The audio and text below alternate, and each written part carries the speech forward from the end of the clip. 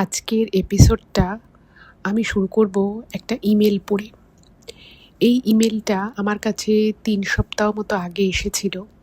তো আমার প্রথমে মনে হয়েছিল যে ইমেলটা পড়ার দরকার নেই, কারণ আমার মনে হয়েছিল যে এই বিষয়ে কথা না বললেই ভালো। কিন্তু আমার পরে মনে হলো উনি যেহেতু আরেকবার আমাকে রিমাইন্ডার দিয়েছেন যে আপনি তো আমার ইমেলটা পড়লেন না, আমার সত্যিকারেরই সাজেশনের খুব দরকার। তো তাই মনে হলো যে আমি এই ইমেলের এপিসোডটা আমি করব। তো প্রথমে যেটা বলতে হবে যে ইমেলে কি লেখা। তো এক ভদ্রমহিলা ইমেল করেছেন, তিনি বাঙালি, কিন্তু তিনি থাকেন ইটালিতে। এবার ইটালিতে উনি, ওনার হাজবেন্ড এবং ওনার একমাত্র মেয়ে, ৩ জনে থাকেন। তো উনি যেটা জানিয়েছেন ইমেলে, যে ওনাদের যা বিষয় সম্পত্তি ছিল, মানে ওনার দিকের এবং ওনার হাজবেন্ডের দিকের যেটুকু যা বিষয় সম্পত্তি, গয়নাগাটি যা যা ছিল, ওনারা ইন্ডিয়াতে সমস্তটা বেচে দেন। মানে ওনারা কলকাতাতেই থাকতেন। সমস্ত বেচে দিয়ে ওনার স্বামী একটা জব অফার পায়, তো সেই জন্য ওনারা ইটালি চলে যান।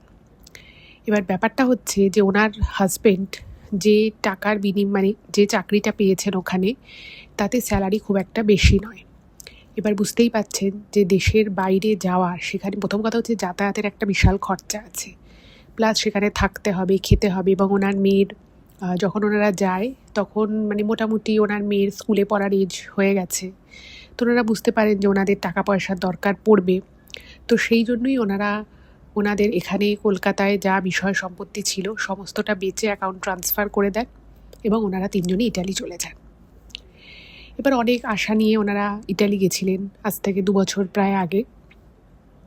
ভেবেছিলেন যে ওখানে যাওয়ার পরে ওনার হাজবেন্ড পরবর্তী সময় জব চেঞ্জ করে নেবেন এবং সেক্ষেত্রে স্যালারিটাও বাড়বে।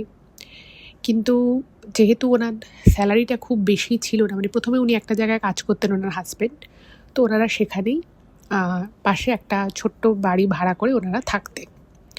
তো যেখানে ওনার হাজবেন্ড কাজ করতেন সেখানে কিছুদিন পরে কিছু সমস্যা হয়। তো সেই জন্য ওনারা কান্ট্রি সাইডে অনেকটা দূরে আর কি আর একটা জায়গায় ওনার স্বামী কাজ পায়। এবার যেখানে ওনার স্বামী কাজ পেয়েছিলেন সেইখানে ওনারা প্রথমে থাকতেন, কিন্তু সেখানে ভাড়াটা এতটাই বেশি ছিল এবং ওনারা যেটা ভেবেছিলেন যে ওনার হাজব্যান্ডের স্যালারি অনেকটা বেড়ে যাবে, কিন্তু সেরকম কিছুই হয়নি। তো সেই জন্য ওই স্যালারিতে চলতে গেলে ইভেন উনি লিখেছেন যে আমাদের আসার পরে অনেক খরচাপাতি হয়ে গেছে অলরেডি, আমরা যেই জমানো টাকা নিয়ে এসেছিলাম সেই টাকাটার বেশ অনেকটাই খরচা হয়ে গেছে। তো ওনারা ভাবলেন যে না, এখানে আর থাকা যাবে না, আরেকটু দূরে আরেকটু রিমোট কোনো জায়গায় থাকবো, সেক্ষেত্রে তাহলে বাড়ি ভাড়াটা অনেক কম পড়বে। তো ইটালিরই একটি রিমোট ভিলেজে ওনারা একটা ঘর পান এবং সেই ঘরটা খুবই সস্তায় পান। তো যথারীতি ওনারা ৩ জনে সেখানে শিফট করে যায়। কিন্তু ওনার হাজব্যান্ডের যেহেতু জব করেন, তো অত দূর থেকে যাতায়াত করা রোজ রোজ এটা একটু প্রবলেমের হয়ে যায়।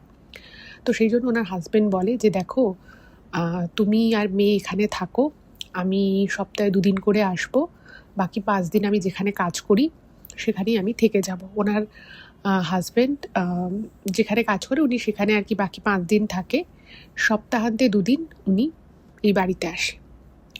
ওনার মেয়েকে রিসেন্ট স্কুলে ভর্তি করানো হয়েছে, মানে পড়ছে, রিসেন্ট নয়, ১-১.৫ বছর হয়ে গেছে ওনার মেয়ে স্কুলে পড়ছে।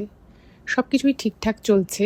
যেহেতু হাতে বেশি টাকা বাঁচে না, তো সেই জন্য উনি জানিয়েছেন যে আমাদের প্রত্যেকটা টাকা খুব বুঝে খরচা করতে হয়। এবার সমস্যাটা যেটা ওনার হচ্ছে, যেটার জন্য উনি হেল্প চেয়েছেন, সেটা হচ্ছে যে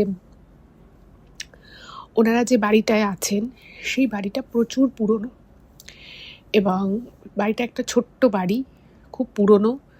এবং সমস্যা হচ্ছে যে রাত হলেই বাড়ির দেয়াল থেকে বিভিন্ন ধরনের ফিসফিস করে কারোর কথার আওয়াজ আসে।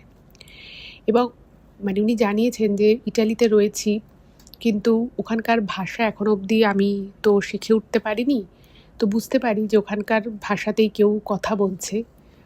তো উনি মাঝে মধ্যেই এরকম আওয়াজ পেলে লাইট জ্বালিয়ে ঘরে দেখে, যদিও ঘরে থাকার কেউ থাকারই কথা নয়।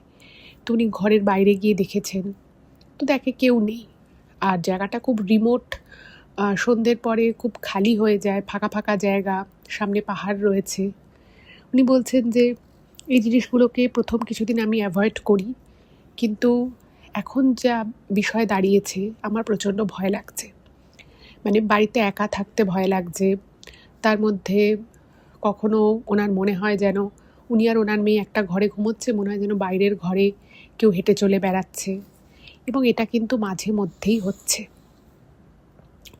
তো উনি ঘরে যতটুকু পুজো আর্চা করা সম্ভব সেগুলো করেন, কিন্তু বাইরে বিদেশে তো আর সব কিছু নিয়ম নিষ্ঠা ভরে করা সবসময় তো পসিবল হয় না। তো ওনার ক্ষেত্রেও হচ্ছে না। তো উনি জানিয়েছেন যে ম্যাডাম, আমরা সমস্ত কিছু বেচে বুচে আমরা এখানে চলে এসেছি জীবনটাকে নতুন করে তৈরি করব বলে, কিন্তু এই সমস্যাটা আমাদের পিছু ছাড়ছে না, এবং এখন আমরা একটা এমন সময়ের মধ্য দিয়ে যাচ্ছি যে চাইলেও আমি এখন বাড়িটা চেঞ্জ করতে পারবো না। কারণ আমার হাজব্যান্ডের স্যালারি হয়তো পরের বছর বাড়বে, যদি সত্যি স্যালারি বাড়ে তখন হয়তো আমরা এই বাড়িটা ছাড়তে পারবো। কারণ এই বাড়িটা ছেড়ে যদি আমরা অন্য বাড়িতে যাই সেক্ষেত্রে আমাদের সেভিংস সেরকম কিছু আর হবে না। তো উনি বলছেন যে আপনার কি কিছু জানা আছে যেটা করলে আমি এই সিচুয়েশান থেকে মুক্তি পেতে পারি? তো দেখুন, প্রথম কথা হচ্ছে, দেখুন আমি তো আর এগুলোর এক্সপার্ট নই, তাই আমার পক্ষে বলাটা একটু কঠিন। আমি শুধু এটুকুই বলবো, আপনি ঘরে যতটা সম্ভব পজিটিভিটি বজায় রাখুন, পুজো আর্চা করুন, ঠাকুরের মন্ত্র পাঠ করুন, আপনার মেয়েকেও দরকার হলে পাঠ করান। আপনি আরেকটা জিনিসও লিখেছেন যে আপনার মেয়ে স্কুলে যায়, তারপরে নিজের মতো ব্যস্ত থাকে, কিন্তু মাঝে মধ্যে ও এগুলো টের পাচ্ছে, আপনি ওকে অন্যরকম করে বোঝাচ্ছেন যাতে ও ভয় না পায়। কিন্তু দেখুন, এটা না সমস্যার সমাধান নয়। কারণ দেখুন, যদি সত্যি বাড়িটায় কোনো সমস্যা থেকে থাকে আর সেই সমস্যা যদি পুজো আর্চা করেও না চট করে মেটে, তাহলে কিন্তু আপনাকে সত্যিই ভাবতে হবে। কারণ টাকা পয়সা সেভিংস এগুলো জীবনের প্রথম দিন থেকে শেষ অবধি চলতেই থাকে, কিন্তু সব থেকে মূল্যবান যেটা সেটা হচ্ছে মানুষের জীবন। এবং আপনি নয় একজন অ্যাডাল্ট ব্যক্তি, আপনি এটা নিজেকে বুঝ দিতে পারবেন যে ঠিক আছে, আপনি এখানে কম পয়সায় থাকছেন, হয়তো কিছু সমস্যা আছে, আপনি সেটাকে মানে দাঁতে দাঁত চেপে ইগনোর করতেও পারেন। কিন্তু আপনার মেয়ে, যার বয়স বেশি না, ওর মনে অনেক প্রশ্ন জাগবে, ও আপনাকে কোশ্চেন করবে, এবার আপনাকে প্রত্যেকবার ঘুরিয়ে ফিরিয়ে কিছু না কিছু মিথ্যে বলতে হবে, এবং সেটা কিন্তু আপনাদের দুজনের জন্য একটা সেফটি প্রবলেমও হয়ে যেতে পারে। কারণ দেখুন, কখন মানুষের জীবনে কী ধরনের এক্সপিরিয়েন্স হয় সেটা তো কেউ বলতে পারে না। আর আপনি যখন লিখেছেন যে আপনি বেরিয়ে দেখেছেন কেউ নেই, কিন্তু আপনার মনে হয় কেউ কথা বলছে, এটা কিন্তু আমার মনে হয় খুব ভালো বিষয় নয়। এবং আপনি মেনশন করেছেন যে আপনি যে বাড়িটায় রয়েছেন সেটা কিন্তু বেশ পুরনো বাড়ি। এবার দেখুন, পুরনো বাড়ির না অনেক ইতিহাস থাকে, অনেক কিছু থাকতেই পারে, এটা কিন্তু খুব অস্বাভাবিক নয়। তাই আমার মনে হয় টাকা পয়সা সব তো পরেও ইনকাম করে নেওয়া, পরেও সেভিংস বাড়িয়ে নেওয়া যায়, কিন্তু মানুষের জীবনে যদি কোনো ক্ষতি হয়ে যায়, বা ধরুন আপনি এবং আপনার মেয়ে খুব ভয়ে ভয়ে দিন কাটাচ্ছে, সেটাও কিন্তু আপনাদের পক্ষে খুব একটা ভালো হবে না, বিশেষত আপনার মেয়ের ক্ষেত্রে। কারণ মানুষ যত ভয় পেতে থাকে না, মানুষের কনফিডেন্স লেভেল বলুন, মানুষের চিন্তাভাবনা করার ক্ষমতা, এগুলো না আস্তে আস্তে কমে যায়। আমি নিজে এরকম কেস কিন্তু দেখেছি নিজের চোখে। তো সেই জন্যই আমি বলবো, ভালো থাকাটা কিন্তু খুব দরকার। তাতে যদি 2 পয়সা বেশি দিয়ে আপনাকে অন্য কোনো বাড়িতে থাকতে হয়, আমি বলবো সেটাই বেটার হবে। আর যদি একান্তই আপনার মনে হয় যে না, এখন কোনোভাবেই সম্ভব নয়, তাহলে আমি বলবো আপনি ইগনোর করুন। এতটাই ইগনোর করুন যে আপনি এগুলো কোনোভাবেই যেন সেগুলো আপনাকে বদান না করে, এবং আপনার মেয়েকেও। এটুকুই বলার ছিল। যাই হোক, এই মেলটা পড়ে আমি আজকের এপিসোড শুরু করলাম। এরপরে থাকছে আজকের মূল ঘটনা। মূল ঘটনাটা কিন্তু বেশ ভয়ের একটা ঘটনা। কেউ কোথাও যাবেন না, প্রত্যেকে আপনারা আমাদের চ্যানেলের সাথে থাকুন, পাশে থাকুন। নমস্কার শ্রোতা বন্ধুরা, ভূত ভগবান চ্যানেলে আপনাদের সকলকে অনেক স্বাগত। আশা রাখছি সবাই খুব ভালো আছেন, আনন্দে আছেন, সুস্থ আছেন, এবং ভূত ভগবান চ্যানেলের ঘটনা মন দিয়ে শুনছেন। আর সত্যি যদি আপনাদের আমাদের চ্যানেলের ঘটনাগুলো ভালো লাগে, অবশ্যই কিন্তু চ্যানেলটাকে সাবস্ক্রাইব করবেন, ভিডিওগুলোকে লাইক করবেন। পুরো ঘটনাটা শোনার পরে আপনাদের কেমন লাগলো সেই মূল্যবান মতামত কিন্তু কমেন্ট করে জানাতে একদম ভুলবেন না। আর আপনাদের জীবনে বা আপনাদের পরিচিত কোনো মানুষের জীবনে যদি এরকম কোনো ভৌতিক, অলৌকিক, দৈবিক, অতিজাগতিক কিছু ঘটে থাকে, সেগুলো ইমেল করে পাঠিয়ে দিন। ইমেল আইডি আমাদের ডেসক্রিপশানে দেওয়া রয়েছে। এইটুকুই বলার ছিল। এবারে আমি চলে যাব সরাসরি আজকের ঘটনায়। এখন আমি যেই ঘটনাটা আপনাদেরকে বলবো, সেই ঘটনাটা আমাকে কিন্তু কেউ লিখে পাঠায়নি। এইটা আমার সাথে রিসেন্ট এক ভদ্রমহিলার আলাপ হয়েছে।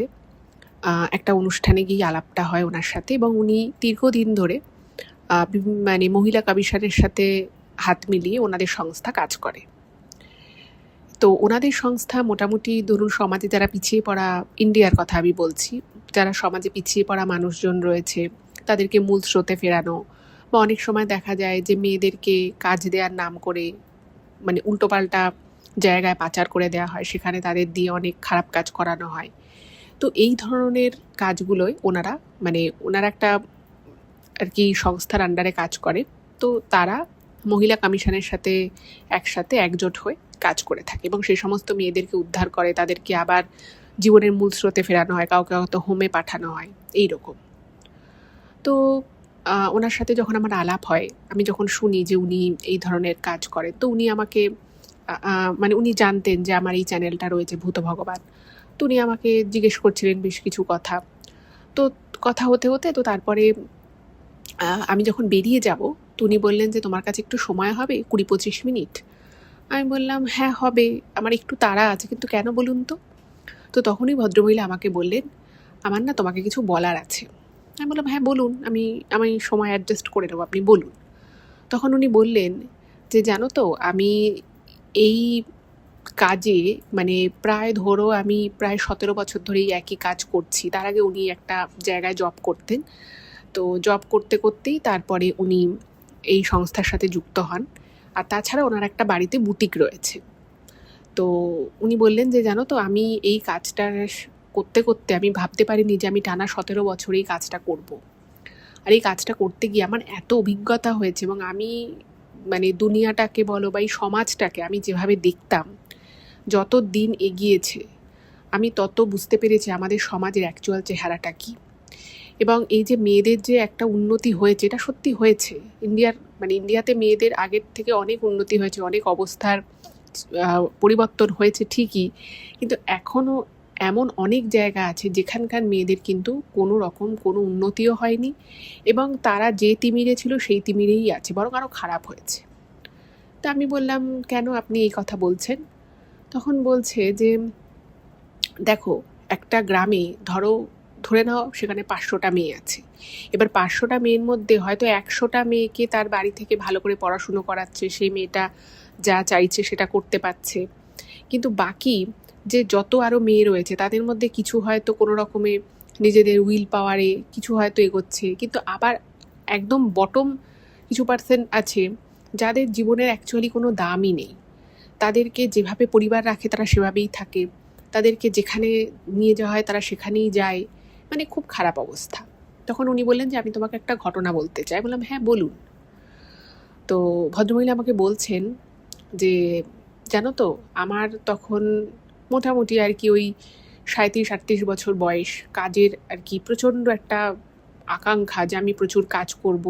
আর এই সেক্টরটায় ঢোকার পরে আমার মনে হলো যে এই সেক্টরটা সব থেকে পিছিয়ে আছে। যারা ধরুন এই মেয়েদেরকে বিভিন্ন জায়গায় যে পাচার করা হয় বা তাদের দিয়ে যে খারাপ কাজ করানো হয়, এই জায়গায় প্রচুর কাজ বাকি আছে, এবং দিন রাত কাজ করেও না মানে এই সেক্টরটায় মানে হয়তো খুব সামান্য কাজই করা যাবে, এতটা দরকার আর কি ডেভেলপমেন্টের।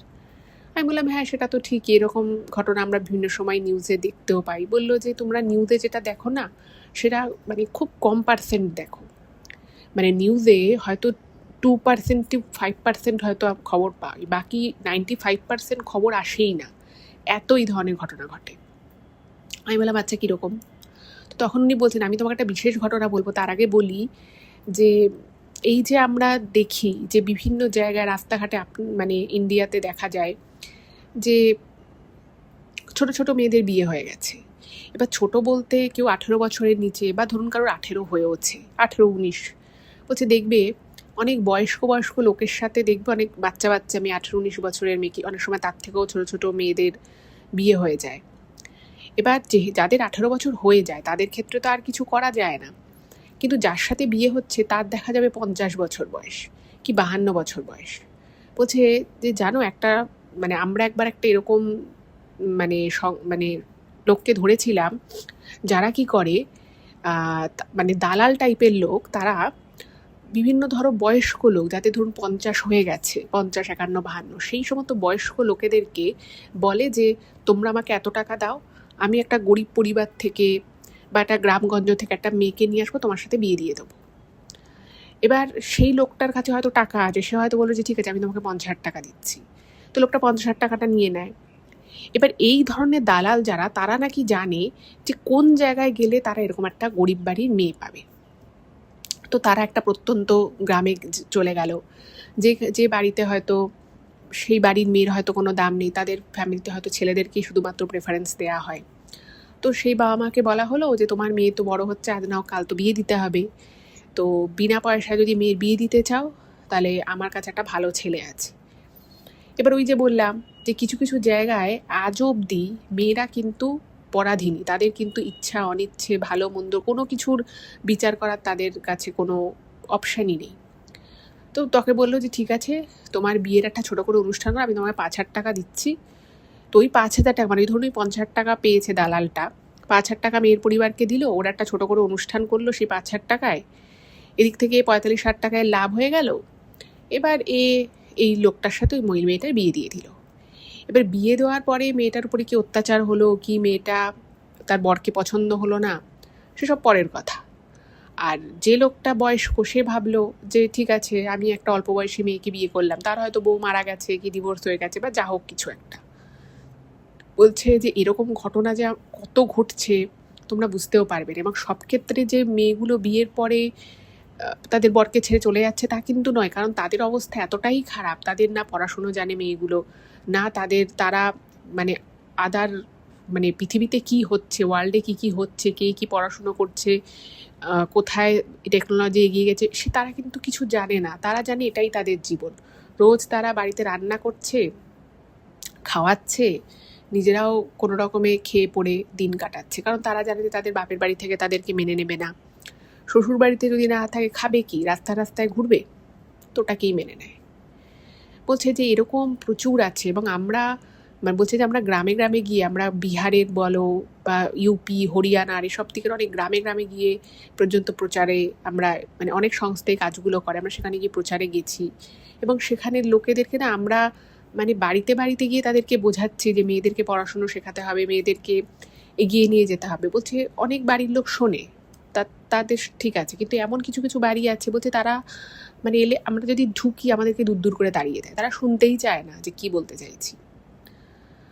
তো যাই হোক এসব উনি বলেন, তারপরে বলেন যে তোমাকে একটা আমি ঘটনা বলি। তো আমি বললাম হ্যাঁ বলুন। তো এই যে ঘটনাটা এখন আপনারা শুনবেন, এই ঘটনাটা কিন্তু বিহারের ঘটনা, আজ থেকে প্রায় 14 বছর আগেকার ঘটনা, একটা 13-14 বছর আগেকার একটা ঘটনা। তো উনি বলছেন যে মানে উনি তো তখন 3-4 বছরই হয়েছে কাজটা শুরু করেছে। তো ওনাদের সংস্থার কাছে রাতের বেলা একটা ফোন আসে যে একটি মেয়েকে হাইওয়ের পাশে মানে অচৈতন্য অবস্থায় পাওয়া গেছে। মেয়েটাকে মানে যা হয় আর কি, পুলিশে খবর দেওয়া হয়েছে, মেয়েটিকে নিয়ে যাওয়া হয়েছে, কিন্তু মেয়েটি মানে তার মেন্টাল কন্ডিশন ঠিক নেই। তো মেয়েটা না নিজের নাম বলতে পারছে, ও কোথায় থাকে বলতে পারছে, কিছুই বলতে পারছে না। মানে মেয়েটার চুলগুলো উস্কো খুস্কো দেখে বোঝাই যাচ্ছে বহুদিন চুলে জল তেল কিছুই পড়ে না। মেয়েটার পরনে একটা কোনো রকমে একটা ছেঁড়া ছোটো একটা নোংরা সালোয়ার কামিজ পরা, প্রচণ্ড রোগা, ঠিকমতো খাওয়া দাওয়া করে না, সেটাও বোঝাই যাচ্ছে দেখে। তো তখন ভাবা হলো যে ঠিক আছে মেয়েটার থেকে যদি ইনফরমেশন পেতে হয় আগে মেয়েটাকে সুস্থ করতে হবে। তো ওকে ওখানকারই একটা সরকারি হাসপাতালে নিয়ে যাওয়া হয়। তো ডাক্তারবাবু দেখে বলছে যে মানে এক্সট্রিম মানে লেভেলের আর কি ম্যালনিউট্রিশন। তো কি করবে, তখন ওকে কিছু ওষুধপত্র দেয় আর ওকে বলে যে একটা হোমে ওকে মানে কিছু দিনের জন্য ট্রান্সফার করতে হবে, কারণ মেয়েটা হঠাৎ করে ওখানে কোত্থেকে এলো কি এলো কিছু বোঝা যাচ্ছে না। আর হাইওয়ে যেখানে মেয়েটাকে পাওয়া গেছে তার আশেপাশে না কোনো সিসিটিভি ফুটেজ বলুন বা ওরকম কিছু নেই। আর আজ থেকে 14 বছর আগেকার কথা আমি বলছি, তখন এত মানে এখন যেমন সমস্ত জায়গাতে ইন্ডিয়াতে সিসিটিভি থাকে তখন ছিল না অত। যাই হোক, তো মেয়েটাকে হোমে ট্রান্সফার করা হয়েছে, এবং মেয়েটা না সারাক্ষণ চুপচাপ করে বসে থাকে। এবার যাই হোক মেয়েটা দিন 3-4 তো কোনো কথা বলেনি, কিরকম একটা ঘোরের মধ্যে ছিল। ওষুধপত্র দেওয়ার পরে খাওয়া দাওয়া করানোর পরে মেয়েটার মনে হলো যেন একটু হলেও উন্নতি হয়েছে। এবার ওনাদের যে সংস্থা তো তারা কি করেছে, যখন জানতে পেরেছে হোমের তরফ থেকে যে মেয়েটা একটু হলেও বেটার আছে, তো ওরা ভাবলো যে ঠিক আছে মেয়েটার কাছে একবার যাওয়া যাক, যদি মেয়েটা কিছু বলে, কারণ মেয়েটা যাই দেখছে খুব ভয় পাচ্ছে। তো বোঝা যাচ্ছে যে ও একটা মানে খুব ক্রিটিক্যাল একটা ট্রমা কন্ডিশনে ও ছিল। তো ওনাদের সংস্থা থেকে যিনি আমাকে ঘটনাটা বলছিলেন সেই ভদ্রমহিলাকে বলছে যে তুমি চলে যাও, তোমার সাথে আর একজন যাবে। তো ওনাদের দুজনের যাওয়ার কথা। তো ওনার সাথে যে ভদ্রমহিলা যাওয়ার কথা ছিল তিনি জাস্ট বেরোতে যাবে বাড়ি থেকে, তার কিছু একটা কারণে তার একটা এমার্জেন্সি হয়। তিনি বলে যে দেখো আমি আজ বাড়ি থেকে বেরোতে পারবো না, আমার একটা কাজ আছে, তো তুমি কি একা যেতে পারবে? বলছে হ্যাঁ আমি চলে যাচ্ছি, কোনো ব্যাপার না। তো উনি তো মানে এরকম একটা কেস ওনার কাছে প্রথম, আর এরকম একটা মেয়ের সাথে উনি দেখা করতে যাচ্ছেন একা একা, এই অভিজ্ঞতাটা ওনার কাছে তখন প্রথম। তো উনি রাস্তা দিয়ে যেতে যেতে ভাবছে যে আমি মেয়েটার সাথে প্রথমে কি বলবো যাতে মেয়েটা আমার সাথে কথা বলে, কারণ আমি যদি প্রথমেই ওকে এমন কিছু জিজ্ঞেস করি হয়তো মেয়েটা আমার সাথে কোনো কথাই বলবে না, বা ও হয়তো চিৎকার করবে, কোনো অ্যাডভান্স রিয়াক্ট করবে। তো উনি ভাবেন যে আমাকে এমন করেই মেয়েটার সাথে কথা বলা শুরু করতে হবে যাতে ও আমার কাছে মানে ওর মনে হয় যে এই মানুষটা সেফ, এই মানুষটা আমার কাছে আনসেফ নয়, এবং ও কিছু হলেও যেন আমার সাথে কথাবার্তা শেয়ার করে। তো উনি ঢোকার আগে ভাবলো যে ঠিক আছে মেয়েটার জন্য একটা ফুল কিনে নিই, ফুল আর একটা চকলেট কিনেছেন উনি। আচ্ছা, মেয়েটার বয়স হচ্ছে ওই ধরুন 18-19 এরকম হবে, তার বেশি হবে না। তো উনি ফুল আর মিষ্টি ওই চকলেটটা কিনে উনি ওই হোমের মধ্যে ঢুকেছে। তো ঢোকার পরে হোমের যারা দায়িত্বে ছিল তো তারা বলছে যে দেখো ও কিন্তু মাঝে মধ্যে না মানে কিছু বলে না, কিন্তু হাত পা ছুঁড়ে চিৎকার করে কাঁদে, এবং ও যখন কাঁদে ওর শিরাফিরাগুলো না মানে পুরো খুব রোগাতো, মানে ফুলে ফুলে ওঠে, মানে প্রচণ্ড কাঁদে, প্রচণ্ড। তো বললো যে দেখো যদি তোমার সাথে কোনো কথাবার্তা বলে, আমাদেরকে তো কিছু বলেনি, শুধু খিদে পেলে মানে বলে আর কি, এছাড়া মেয়েটা আর কোনো কথা বলে না, আর খুব কম ঘুমোয়, মানে যেটুকু মানে একদম বসে বসেই মেয়েটা ঘুমোয় আর কি, কেন যেমন একটা ভয়ে আছে, আতঙ্কে আছে, এরকম ওকে দেখলে বোঝা যায়। তো উনি বলেন ঠিক আছে আমি দেখছি, হয়তো আমার সাথেও কিছু শেয়ার করবে না, তবে আমি চেষ্টা করছি যাতে অ্যাটলিস্ট ও আমার সাথে অন্য কিছু না বলুক, যাতে দুটো কথা বলে, আমি শুধু এটুকুই চেষ্টা করব। তো উনি মেয়েটার মানে যে বেডটা ছিল ওর পাশে একটা চেয়ার রাখা ছিল, উনি চেয়ারে বসলেন, বসে উনি জাস্ট মানে নিজে একা একাই নিজের পরিচয় দিচ্ছে যে তুমি তো আমায় চিনবে না, আমার নাম এই, আমি এই এই জায়গা থেকে এসেছি, মানে উনি নিজেই নিজের পরিচয় দেয়, এবং পরিচয় দিয়ে উনি বলছে যে এই ফুলটা তোমার কাছে রাখলাম, ফুল তো সবারই ভালো লাগে, তো আমি তো জানি না তোমার পার্টিকুলার কি ভালো লাগে, তো সেই জন্য আমি ফুলটা এনেছি, আশা করি তোমার ফুলটা খুব ভালো লাগবে, আর চকলেটটা রেখেছি, মানে এটা ওর হাতে দেয়নি, ওর পাশে রেখে দিয়েছে। এবার উনি মানে এই ভদ্রমহিলা লক্ষ্য করলেন যে মেয়েটা কিছুক্ষণ পরে ওই ফুলটা হাতে নিয়েছে, মানে ওর ভালো লেগেছে ফুলটা, দেখে বোঝা যাচ্ছে, ওর মুখের এক্সপ্রেশন দেখে বোঝা যাচ্ছে। তো তখন বলছে যে আচ্ছা তুমি এখানে তো তোমাকে অনেকে অনেকবার তোমার নামটা জিজ্ঞেস করেছে, কিন্তু তুমি তোমার নামের ফার্স্ট অক্ষরটা শুধু বলেছো, তোমার কি তোমার নাম মানে মনে নেই, নাকি তুমি কোনো কারণে বলতে দ্বিধা পাচ্ছ, কি ব্যাপার? তো মেয়েটা না পুরো হাঁ করে ওনার দিকে তাকিয়ে আছে, কোনো উত্তর দিচ্ছে না, উচ্চবাচ্য কিচ্ছু করছে না, আর মাঝে মধ্যে ফুলটার গায়ে হাত বোলাচ্ছে। তো তখন উনি বললেন ঠিক আছে তোমাকে তোমার নাম বলতে হবে না, আচ্ছা তোমার তোমার মায়ের কথা মনে পড়ে? তোমার নিশ্চয়ই ছোটোবেলায় তোমার মা তোমাকে খাইয়ে দিত, তোমাকে গান শোনাতো, ঘুম পাড়াতো, নিশ্চয়ই তোমার সেই কথাগুলো মনে পড়ে। এবার এই মায়ের কথা যখন বলেছে তখন না মেয়েটার চোখ থেকে টপ টপ করে জল পড়ছে, এবং উনি ভাবলেন যে বাবা এসে আমি মেয়েটাকে কাঁদিয়ে দিলাম। আর সত্যি কথা বলতে কি মায়ের কথা বললে যে কেউ একটু ইমোশনাল হয়েই পড়ে। তো তখন না মেয়েটা কীরকম যেন একটু মনে হলো অন্যমনস্ক হয়ে গেল। তারপরে খুব শান্ত করে খুব মিহি গলায় মেয়েটা নিজের নাম বলল, এবং কী নাম বলেছিল জানেন? মেয়েটি বলে মেয়েটির নাম অন্বেষা, একদম স্পষ্ট বাংলায় বলে। তো এই ভদ্রমহিলা বলছে তুমি বাঙালি? তখন মেয়েটা মাথা নাড়ছে।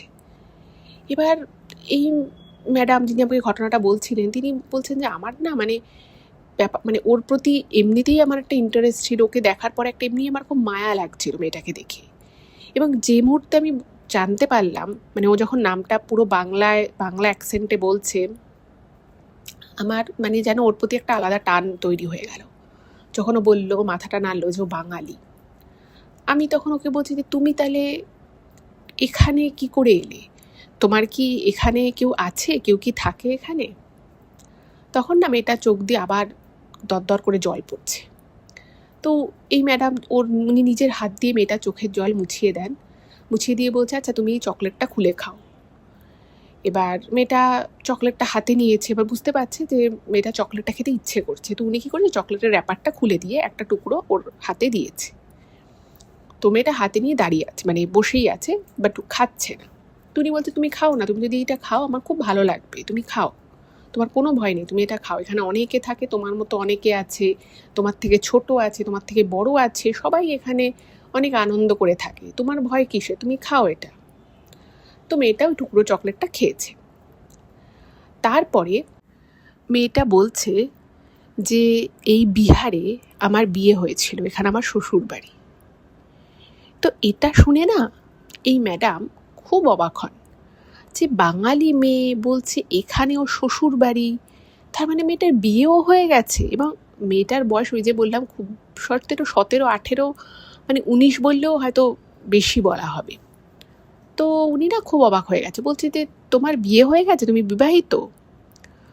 তখন মেয়েটা মাথা নাড়ছে, বলছে তো মানে কবে বিয়ে হয়েছে তোমার? তখন মেয়েটা বলছে 3 বছর আগে বিয়ে হয়েছে এই বিহারে। তো উনি তো শুনে খুব অবাক ম্যাডাম, যে এইটুকু বাচ্চা মেয়ে, তার নাকি আবার 3 বছর আগে বিয়ে হয়েছে।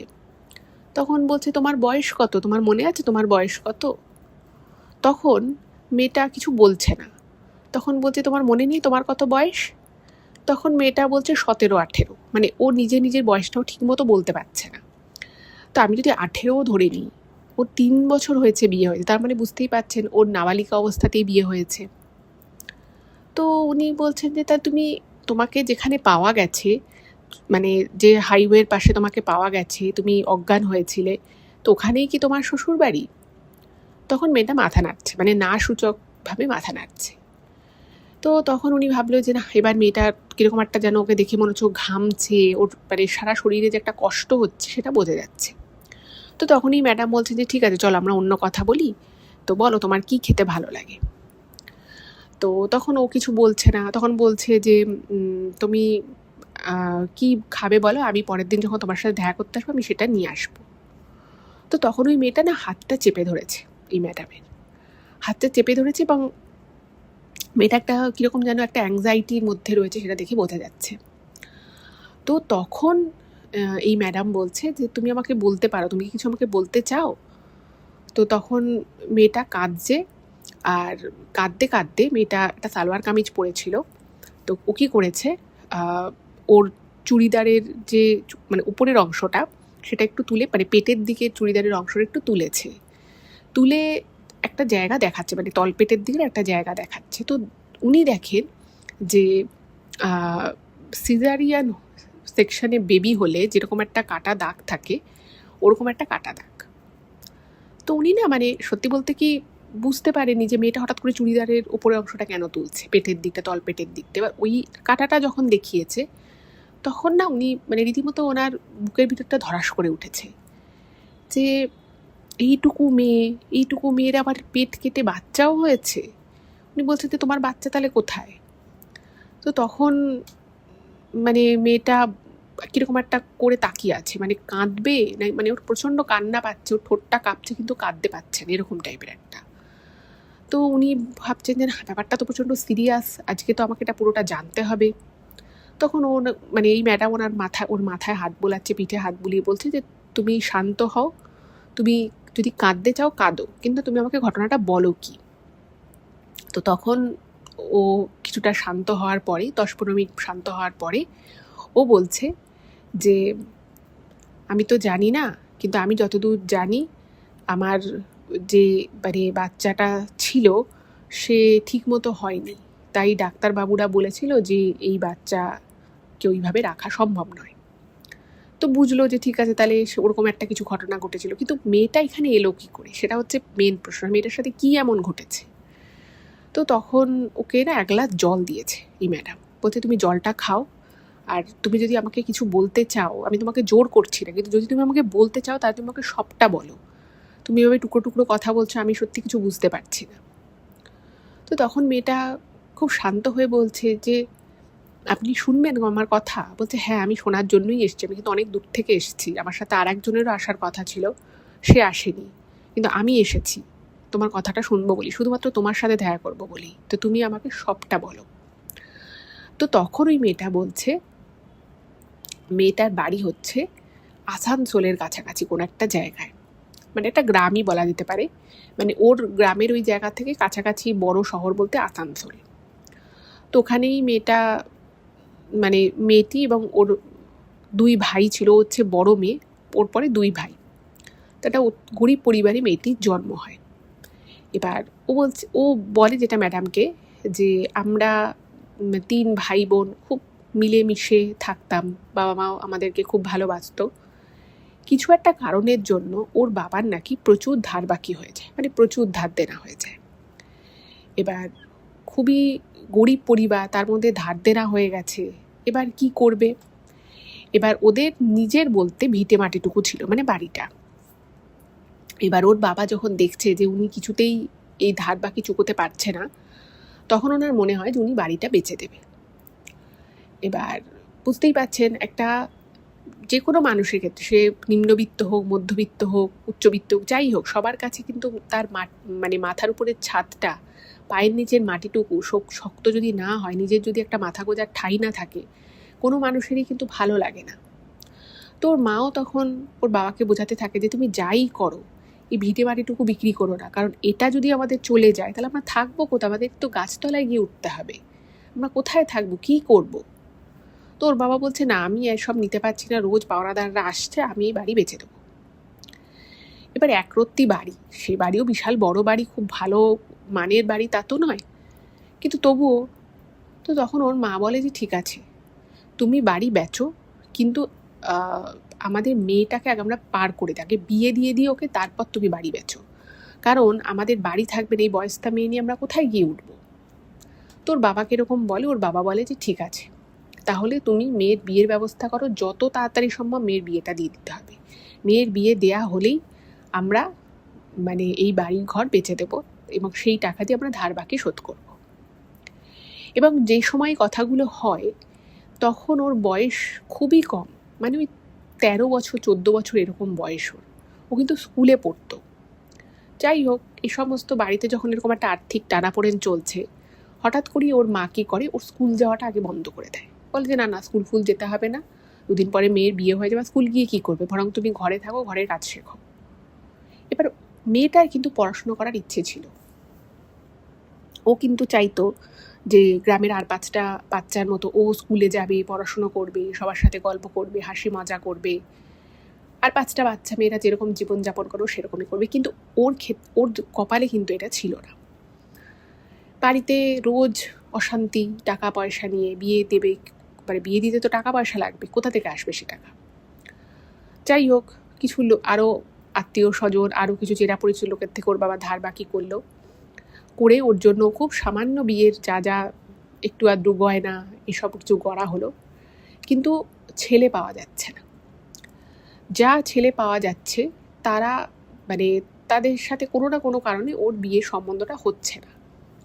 তো যথারীতি একটা দালালের সাথে, মানে বিয়ের আর কি ঘটক বলা যেতে পারে, ক্ষেত্রে দালাল বলবো না, ঘটকই বলবো, তা ঘটকের সাথে পরিচয় হয়, এবং ওর বাবা মা বলে যে আমরা আমাদের মেয়ে যথাসত্ত্বর বিয়ে দিতে চাই। তো উনি বলেন যে তোমার মেয়ের তো এখনও সে অর্থে বয়স হয়নি, তো এইটুকু মেয়ের বিয়ে দেবে? বলছে হ্যাঁ, আমরা এই মেয়েরই বিয়ে দেবো। তখন বললো যে ঠিক আছে, একটা কাজ করো, মানে এই সব তোমার মেয়ে যেহেতু এখনও অ্যাডাল্ট হয়নি, তো নাবালিকা, তো এখানে কিন্তু এভাবে বিয়ে দেওয়া যাবে, বিয়েটা খুব লুকিয়ে ছাপিয়ে দিতে হবে, তো বড় করে ওভাবে তো বিয়ে দেওয়া যাবে না। তখন উনি বললো যে সে তুমি যেভাবে হোক, আমাদের অবস্থা খুব খারাপ, আমাদেরকে মেয়েকে বিয়ে দিতেই হবে, সে তুমি যেভাবে দাও, আর আমাদেরও অত পয়সা নেই যে আমরা বড় করে ঘটা করে মেয়ের বিয়ে দেবো। তো উনি বলেন ঠিক আছে, আমার কটা দিন সময় দাও।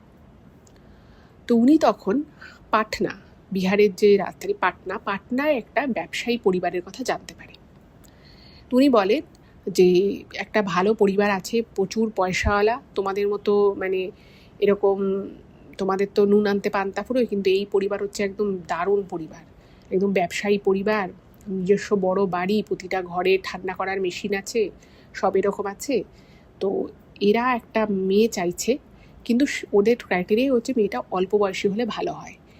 এবার এই মেয়ের যা বয়স তাতে ওরা লুফে নেবে, কারণ ওরা চাইছে যে একটু ছোট মেয়ে থাকবে, একটু ইয়ং এজের মেয়ের সাথে বিয়ে দিতে চাইছে, মানে ওরকমই 18 হলেই ভালো, হলেই হয় আর কি।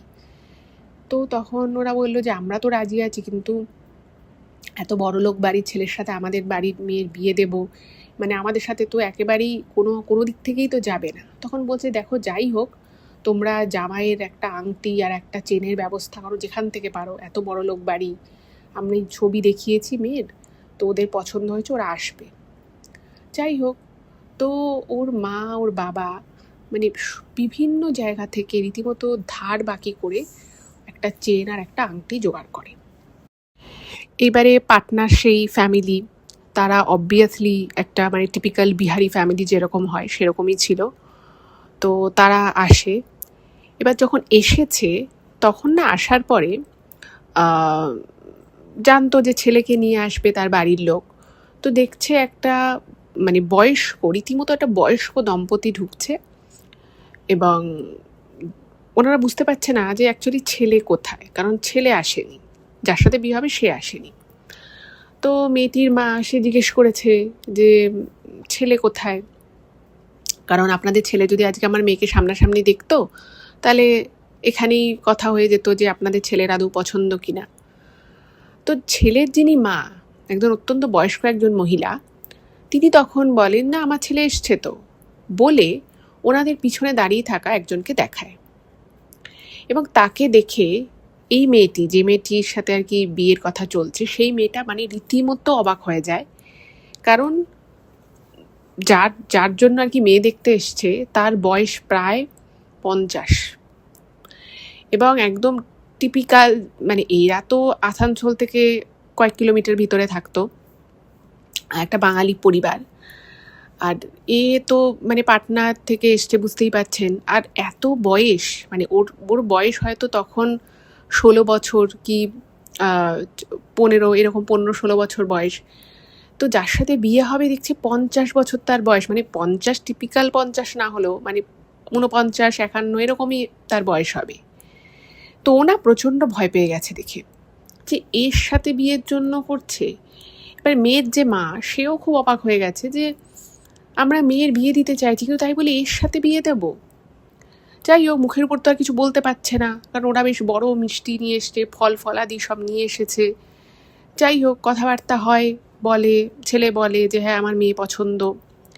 এবার এরা এতটাই বিষয়টা দেখে শক হয়ে যায় যে ওরা কিছু বলতে পারছে না, কারণ দেখবেন ওয়েস্ট বেঙ্গলে কিন্তু এই কালচারটা খুব একটা কমন না যে এতটা এজ ডিফারেন্স হবে।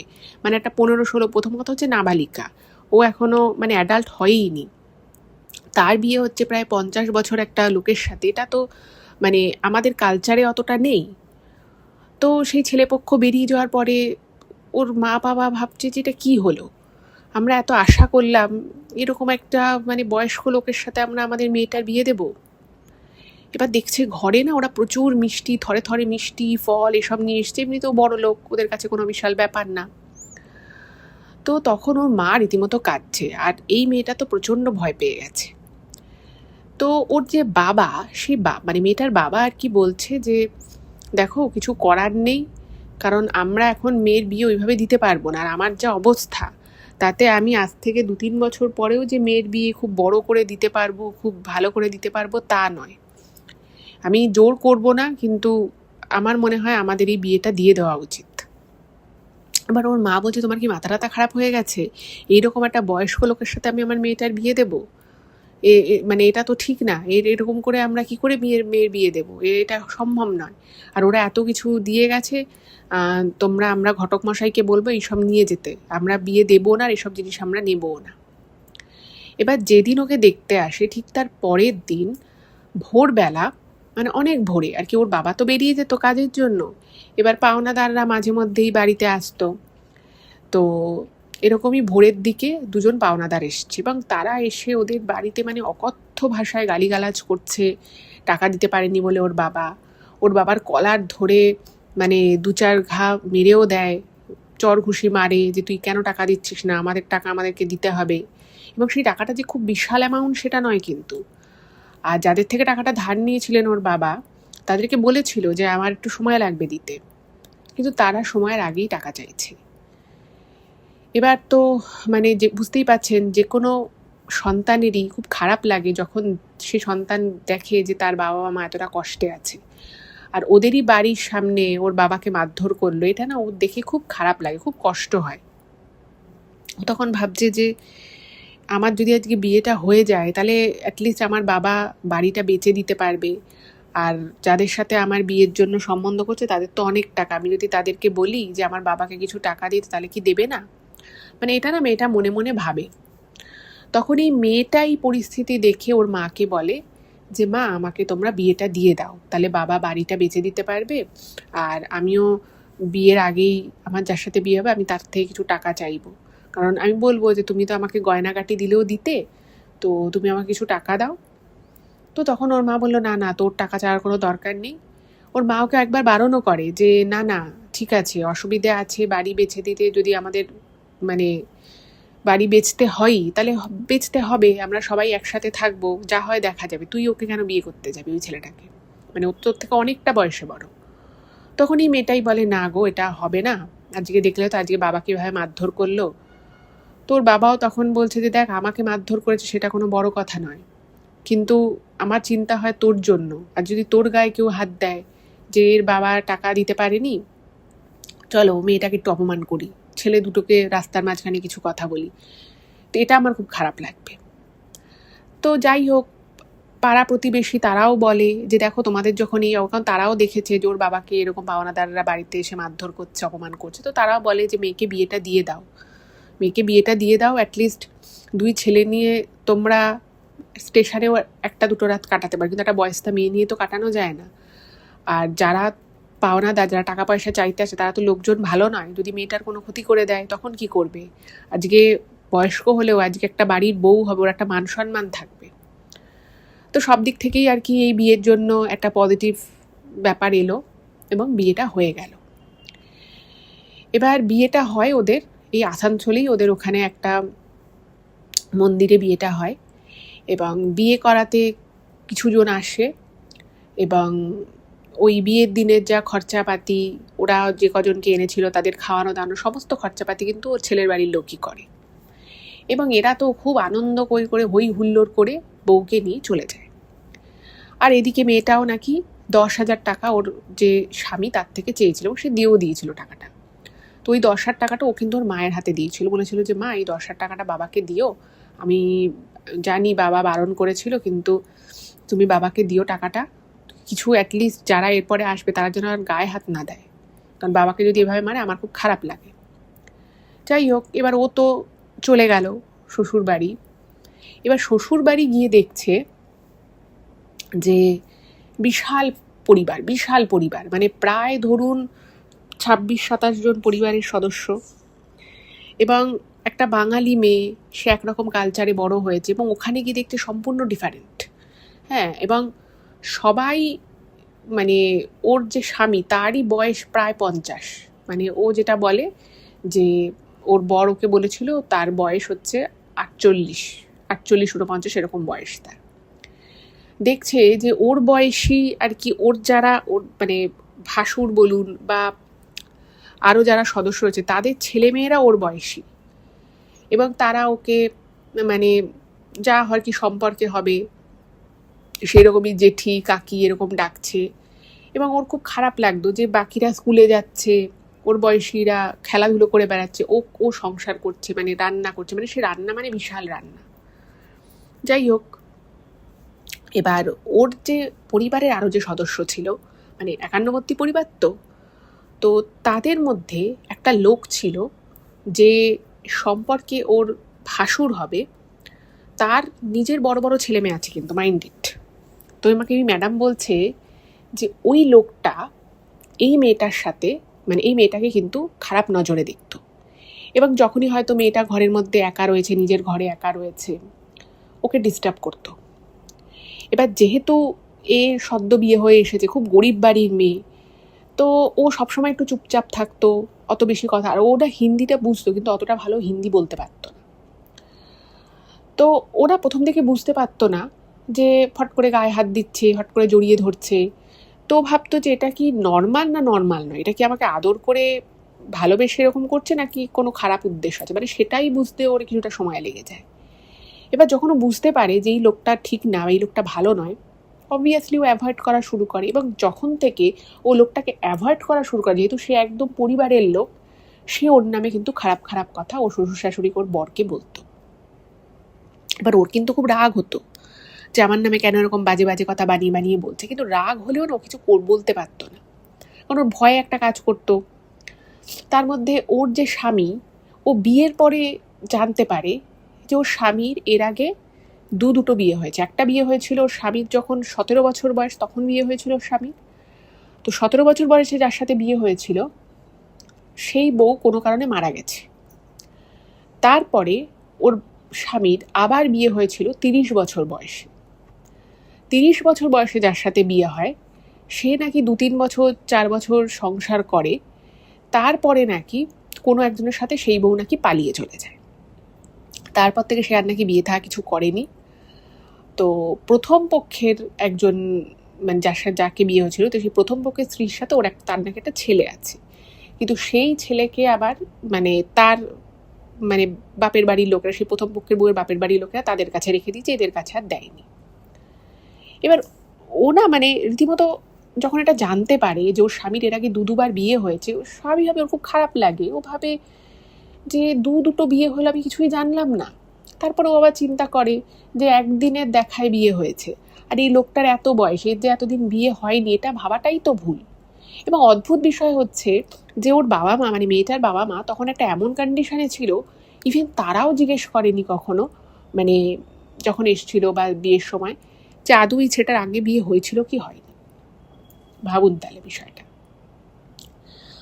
এইবারে একদিন কি, মানে এবার এই মেয়েটাকে যখন এই ম্যাডাম জিজ্ঞেস করে যে তার মানে তোমার স্বামীও কি তোমার উপরে অত্যাচার করতো, তখন ও বলে যে না, আমার স্বামী অত্যাচার করতো না, কিন্তু ওই আর কি সংসারে আমি আছি ওইটুকু অবধি, মানে আমাকে নিয়ে যে একটুখানি ঘুরতে, মানে বললে হয়তো কিছু একটা নিয়ে আসতো বা বলতো যে আমাকে একটু কোথাও নিয়ে চলো, নিয়ে যেত, কিন্তু ওই যা হয় আর কি, একদম টিপিক্যাল ফ্যামিলি, পয়সা আছে কিন্তু ওই কখনো হয়তো সবাই মিলে একসাথে কোথাও ড্রিঙ্ক করছে, ও ঘরের মধ্যে নিজে একা একা রয়েছে, বা হয়তো সে ব্যবসার কাজ করতে হয়তো উত্তরপ্রদেশ চলে গেল, 5-6 দিন সেখানে থেকে এলো, মানে সেই যে একটা মানে মনের টান, সেই বিষয়টা অ্যাকচুয়ালি তৈরি হয় না। সত্যি কথা বলতে কি মেয়েটার দিক থেকেও তৈরি হয়নি, কারণ সেই সুযোগটাও হয়নি।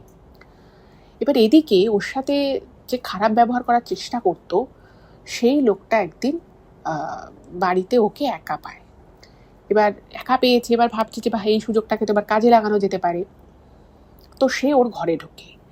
এবার এই মেয়েটা, সে তো কনসাস ছিল, এবার সে যে মুহূর্তে ওই লোকটা ঘরে ঢুকেছে, ও চিৎকার চেঁচামেচি করে। এবার চিৎকার চেঁচামেচি করে ও যখন ঘর থেকে কোনো রকমে ওই লোকটার খপ্পর থেকে বেরিয়ে আসে, আর আর মানে বিহারের দিকে বাড়িগুলোর না মানে একটু অন্য রকমের হয়, একটু বড় বড় দাওয়া থাকে, পাশে পাশে অনেকে বাড়ির বাইরে সন্ধ্যের পরে গল্প করে। তো চিৎকার করে বেরিয়ে এসছে, তো অন্যান্য আশেপাশে যারা ছিল তারা চলে এসছে। এবার ও কিছু বলার আগে, মানে ওর একটু লজ্জাও লাগছিল, কি বলবে বাড়ি, আর সে ওর ভাসুর, আর তারও বয়স অনেক।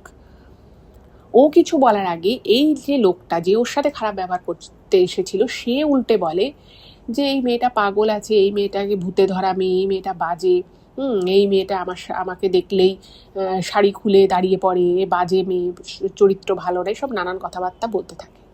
আর গ্রামের দিকে না একটা প্রবলেম হচ্ছে যে একটা কথা যদি কোনোভাবে রটে যায়, আর যেহেতু ও একটু কম কথা বলতো, একটু চুপচাপ থাকতো, তো ফট করে তারাও ভাবে যে তাহলে ও আচ্ছা আচ্ছা, তাহলে মেয়েটা সম্পর্কে যেটা বলছে সেটা তাহলে ঠিক। এইবারে এই করতে করতে মেয়েটির স্বামী, তারপরে ওর শ্বশুরবাড়ির আরও লোকজন, তারা যখন বাড়িতে আসে, তো তখন ওই লোকটা বলে যে এই বউয়ের ভিতরে প্রথম বউ যে মারা গেছিল, বলছে তার আত্মা ঢুকে আছে এবং সেই বউ আমার নামে উল্টোপাল্টা কথা বলছে। তো তো এবার বাড়ির লোক ভাবছে যে সত্যি এরকম ঘটনা ঘটছে কিনা। তার কারণ হচ্ছে প্রথম বউ যখন মারা গেছিল, তো তারপরে নাকি ওদের বাড়িতে কিছু ঘটনা ঘটে যেগুলো নাকি খুব একটা স্বাভাবিক নয়। যাই হোক, তো তার কিছুদিন পরে, বেশ কয়েক বছর পরে উনি দ্বিতীয় বিয়ে করেন, বাট আনফর্চুনেটলি সেই দ্বিতীয় বউ হঠাৎ করে পালিয়ে যায়। তো ওদের তখন একটা সন্দেহ হয়েছিল যে ওই প্রথম বউয়ের আত্মা হয়তো এই দ্বিতীয় বউকে সংসার করতে দেয়নি।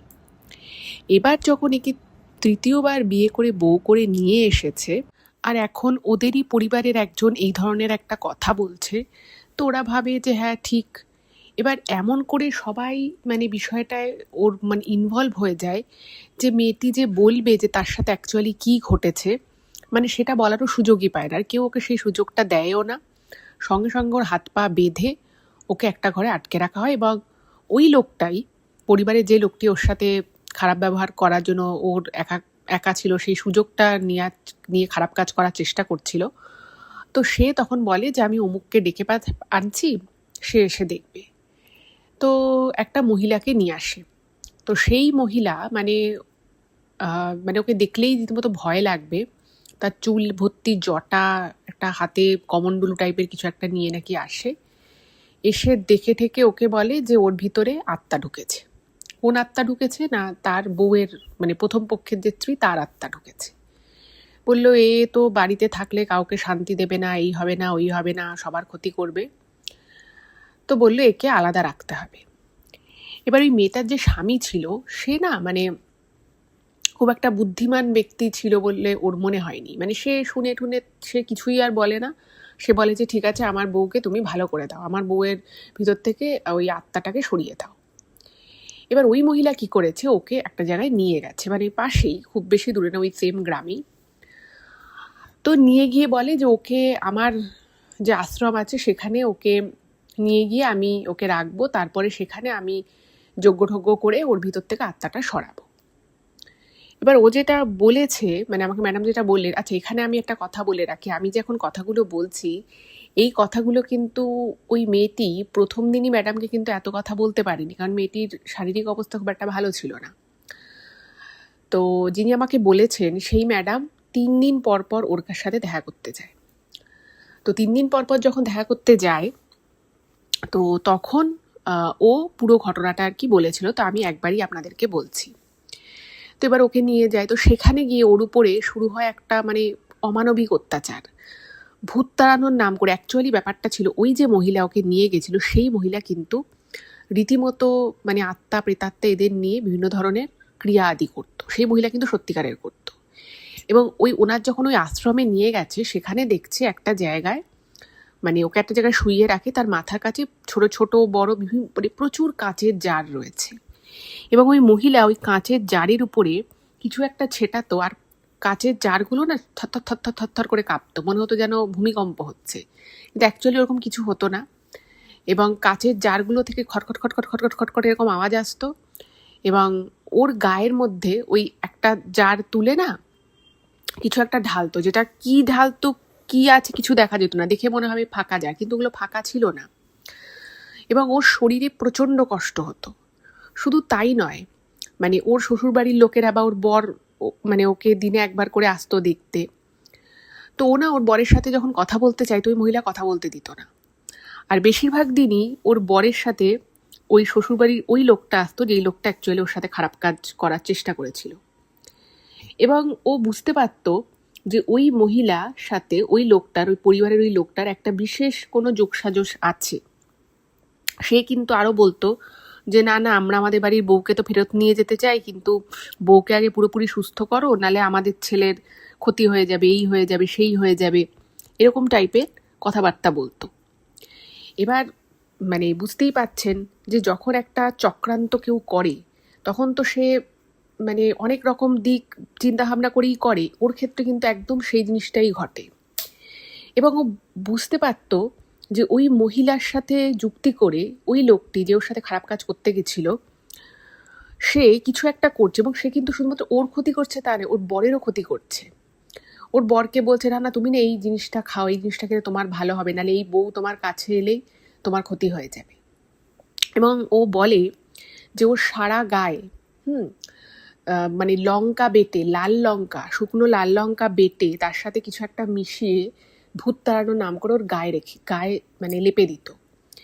এবং তারপরে ওই জারগুলো, যে কাচের জারগুলো, বয়মগুলো রাখা থাকতো, সেই মানে বয়মগুলোর মুখ খুলে না ওর গায়ে, চুলে, মাথায় কিছু একটা মনে হতো করতো।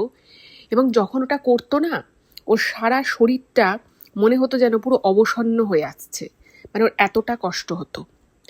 এবং ওই মহিলা রাতের বেলা উঠে ওকে হঠাৎ করে যজ্ঞে টেনে বসাতো, এবং সেই সময় যখন যজ্ঞে বসাতো পরিষ্কার বুঝতে পারতো যে ওই জায়গাটায় পুরো কিছু একটা করছে ওই মহিলা।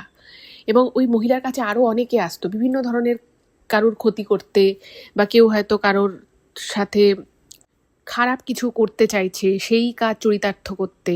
এবং ওই মহিলা কিন্তু রীতিমতো, মানে ও তো ওরকম মানে শরীরে প্রাণহীনভাবে পড়ে থাকতো, কিন্তু ওর কান তো সজাগ ছিল।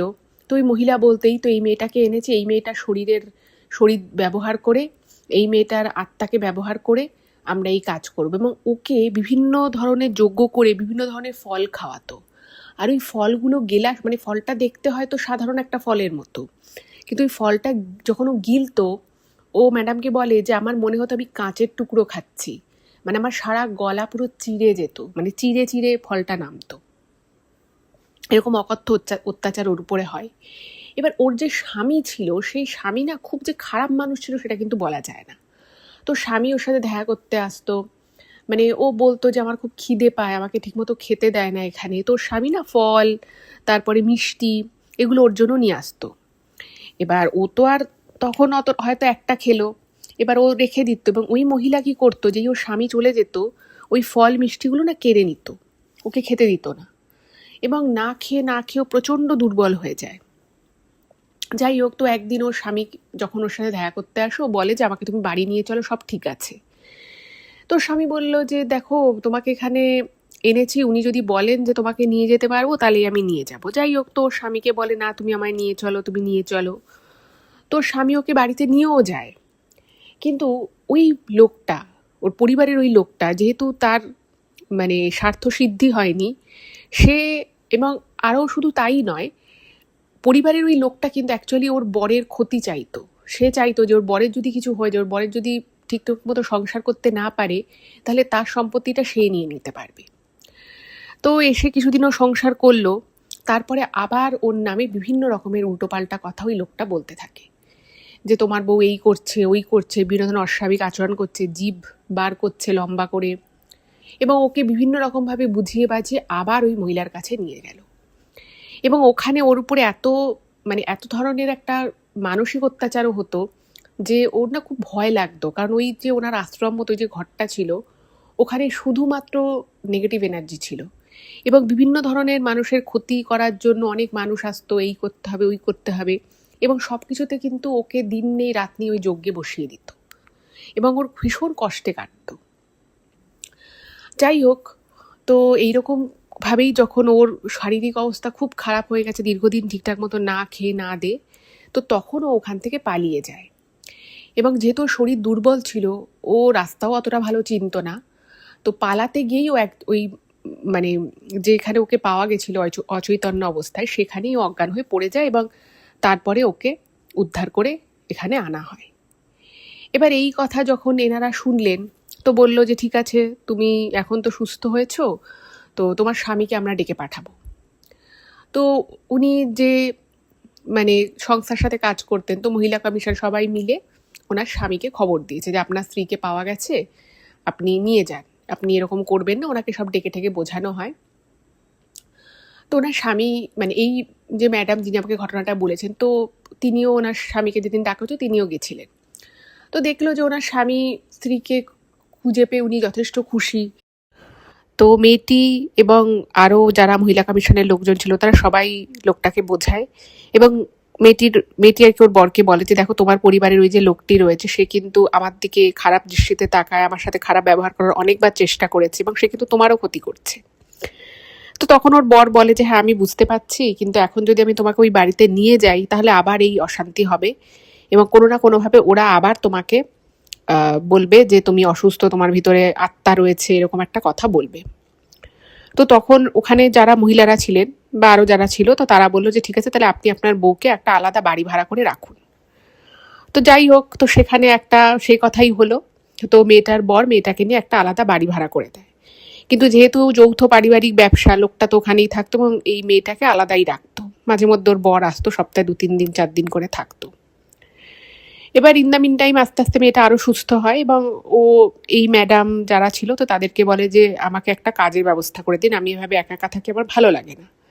আর সত্যি বলতে কি, মেয়েটির তার স্বামীর প্রতি সেরকম কোনো টান ভালোবাসা কিছু ছিল না, কারণ থাকার কথাও নয়, কারণ ওর বিয়েটাই সেইভাবে হয়েছে আর ওর থেকে বয়সে এত বড়। আর এই ব্যাপারটা কিন্তু মেয়েটার বড় বুঝতে পারতো এবং মেয়েটার বর কিন্তু আস্তে আস্তে খুব অসুস্থ হয়ে পড়ে এবং একদিন যেটা হয় যে মানে ওরা ভাড়া থাকছে প্রায় ধরুন 1.5 বছর হয়ে, ওরা ভাড়া ছিল আলাদা। তো একদিন ওর বর এসে এদেরকেও ডাকে, বলে যে তুমি ওই ম্যাডামদের ডাকো, আমার কিছু কথা বলার আছে। তো তখন এনাদের সামনেই, মানে আমাকে যে ম্যাডাম ঘটনাটা বলছে তার সামনেই বলে যে আমার তো কিছু শারীরিক সমস্যা আছে, আমি হয়তো বেশি দিন বাঁচবো না, কিন্তু আমি চাই যে ওর যেন কোনো অসুবিধে না হয়। তো ওর নামে কিছু টাকা ওর স্বামী রেখে দেয় এবং খুব আনফর্চুনেটলি কিছুদিনের মধ্যে কিন্তু ওর স্বামী মারা গেছিল। তো তারপরে মেয়েটা দীর্ঘদিন ওই যেখানে ভাড়া থাকতো, মেয়েটা ওখানেই ভাড়া থাকতো এবং একটা জায়গায় ও রান্নার কাজ করতো, একটা বড় হস্টেলে মেয়েটি রান্নার কাজ নিয়েছিল, তো ওখানেও দীর্ঘদিন মেয়েটি কাজ করে। এই রিসেন্ট নাকি মেয়েটির সাথে একটি ছেলের আলাপ হয়েছে এবং দুজনের মধ্যে প্রেম ভালোবাসা, তারপরে নাকি খুব মানে রিসেন্ট আর কি ওরা বিয়ে করেছে। তো এখন ভালো আছে, ওরা দুজনেই কাজ করে, দুজনে একসাথে থাকে। কিন্তু মেয়েটা আর কি, ওর যে অতীত সেটা আর কি, অবশ্যই এরকম একটা অতীতকে তো কখনো কেউ ভুলতে পারে না। তাহলে ভাবুন, মানে কুসংস্কার মানুষের মধ্যে এমনভাবে বাসা বাঁধে এবং কিছু কিছু মানুষ সেগুলো সুযোগ নিয়ে কিন্তু ক্ষতি করে। আর ও যেটা ম্যাডামকে বলেছে যে আমি মাঝে মধ্যে এখনও ঘুমের মধ্যে স্বপ্নে দেখি, ওই যে আমি দেখতাম যে আমার মাথার পাশে প্রচুর কাচের জার রাখা এবং সেগুলো ফটফট ফটফট করে নড়ছে এবং আমার ভিতরে ওই জারগুলো খুলে দিত, জারগুলোর মধ্যে আমি কিছু দেখতে পেতাম না, কিন্তু যখন ওইগুলো আমার মাথার সামনে খুলতো এবং আমার মাথার উপরে ঝাড়তো, আমার সারা শরীর যন্ত্রণায় কেঁপে যেত। ওই ট্রমাটা আজও কিন্তু ওই মেয়েটির মধ্যে রয়েছে। তো ম্যাডাম বললেন যে ওই মেয়েটাকে তো বহুদিন ধরে চিনি, ও যখন আমাকে বললো যে আমি বিয়ে করেছি, আমাকে একদিন ডেকেছিল বাড়িতে, ওর বরকে দেখলাম, ছেলেটা বেশ ভালো, গরিব হতে পারে কিন্তু ভালো ছেলেটা, সৎ ছেলে, সব জেনে শুনেই বিয়ে করেছে, আমার খুব ভালো লেগেছে। উনি বলেন যে তুমি এই চ্যানেলে, তোমার চ্যানেলে এই ঘটনাটা বলো, মানে আমার জীবনে আমি অনেক কাজ করেছি, অনেক জায়গায় গেছি, অনেক ক্রিটিক্যাল কাজ করেছি, কিন্তু এই ঘটনাটা আমাকে, আমার মনটাকে পুরো ছুঁয়ে গেছে। তো হোক, আমিও শুনলাম, আমার খুব ভালো লেগেছিল, তাই আমি আপনাদের সাথে শেয়ার করলাম। কেমন লাগলো জানাবেন, ভালো লাগলে প্লিজ চ্যানেলটাকে সাবস্ক্রাইব করে ভিডিওগুলো সকলের সাথে শেয়ার করে দিন। খুব ভালো থাকবেন, দেখা হবে আবার পরের এপিসোডে। নমস্কার।